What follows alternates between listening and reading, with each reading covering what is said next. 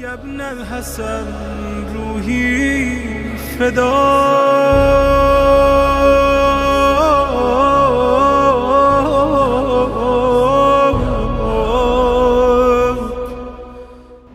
Zurara narrates the hadith. The hadith is found in the blessed book of Al-Kafi in volume number 1, where Imam al-Sadiq speaks to his companion and confidant Zurara ibn A'yan, or A'yan. He says to him that the one who will rise at the end of days to restore justice and to cleanse the earth of oppression and tyranny will have to go into occultation. Zurara says to him, but why?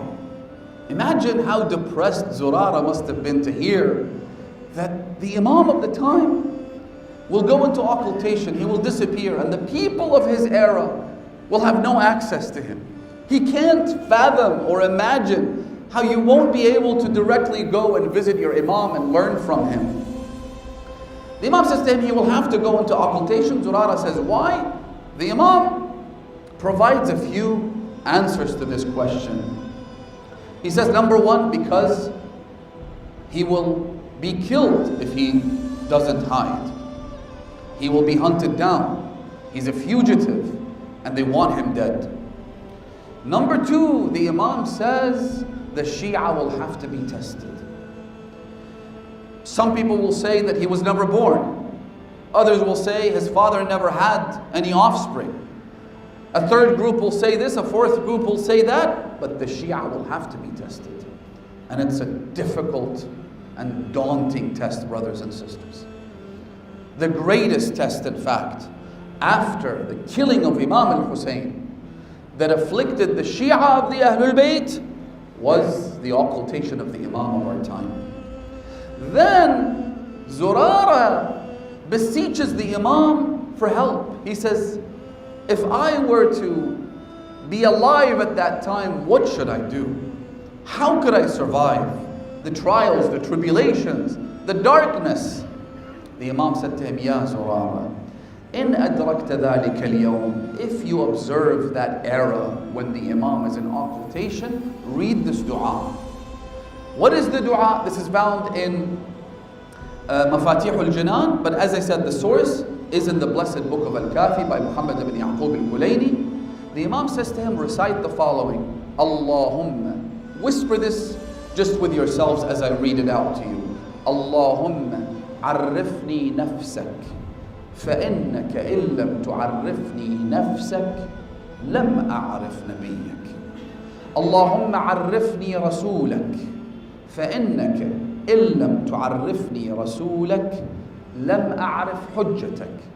اللهم عرفني حجتك فإنك إن لم تعرفني حجتك ضللت عن ديني. Oh Allah, introduce yourself to me. Give me ma'rifah, give me knowledge and gnosis of yourself. For if you do not do that, if we don't recognize God, then we won't recognize His Prophet either. لَمْ أَعْرِفْ نَبِيَّكَ. And if I don't recognize, oh Allah, introduce your Prophet to me. For if I don't recognize your Prophet, I will not recognize your messenger. There's a difference between messengers and prophets in rank. Oh Allah, introduce myself, or your messenger rather, to me, for if you do not do that, I will not know your proof. I won't know your hujjah. I won't know the one who represents the Prophet in my time. And if you do not allow me to know your hujjah, ضَلَلْتُ عَنْ دِينِي, I would deviate from my religion. I would not recognize what you require of me. I would have no clue how to act in different circumstances. Religion as a system will fall apart without the hujjah of Allah subhanahu wa ta'ala. And the chaos and the pandemonium that we see around the Muslim world today is but one proof for this. Everyone claims to represent God, claims to convey divine guidance, Everybody's created a little cult for themselves, calling the people towards adoration and respect and financial gain for themselves, and the Muslim community around the world is powerless. It's like a big bubble. There's a lot of numbers. However, when it comes to reality and addressing their issues and problems, what you find is disunity. What you find is pain, misery, death, carnage, war. ضللت عن ديني.